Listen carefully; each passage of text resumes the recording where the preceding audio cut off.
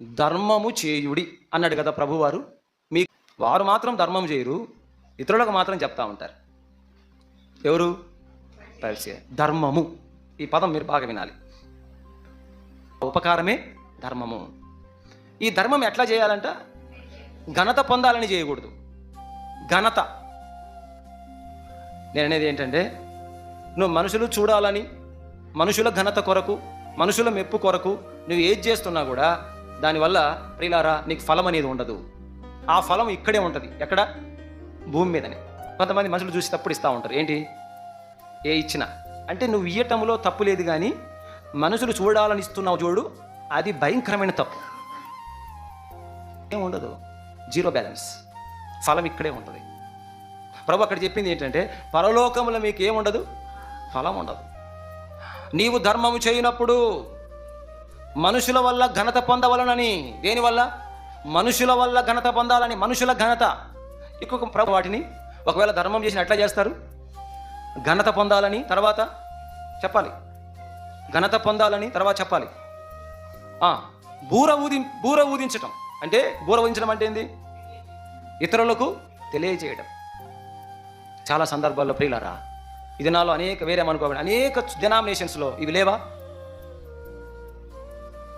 నువ్వు దేవుని బిడ్డవుగా నీకు ఇచ్చాడు ఆ బాధ్యత, నువ్వు చెప్పాలి వాళ్ళ. బైబిల్ అంత క్లియర్గా ఉంది. మనుషుల ముందు బూరల ఊదింపొద్దు ఉంది కదా బైబిల్లో. అంటే దీని అర్థమైంది, మైక్లో చెప్పకూడదు అని అర్థం. దేవుడు వారిని వారి కుటుంబాన్ని దీవించిన కాక పదాలు చదివించారు. 2 పదాలు ఏమైనా చదింపులా? నువ్వు ఇచ్చేది ఎవరికి?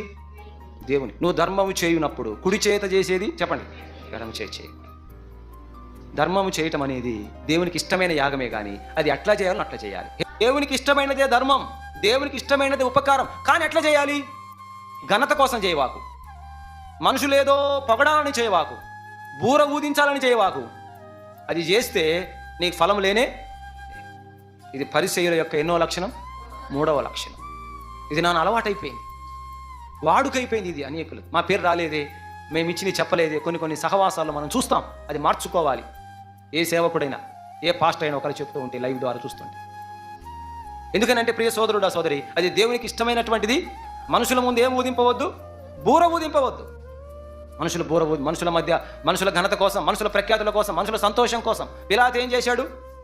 యేసు ప్రభువును ఏ నేరము లేదని చెప్పినా, ఏ దోషము లేదని చెప్పినా మరి ఎందుకు అప్పగించాడు? మనుషులను సంతోషపెట్టగోరిన వాడై. మనుషులను కూడా ఎట్లా చేస్తారు? ఘనత పొందాలని వేషధారులుగా బూర ఊదించాలి. మనుషుల మెప్పు, మనుషుల ఘనత, మనుషుల సంతోషం, మనుషులు చూడాలి, మనుషులు గొల్లియాతున్నాడు బైబిల్లో.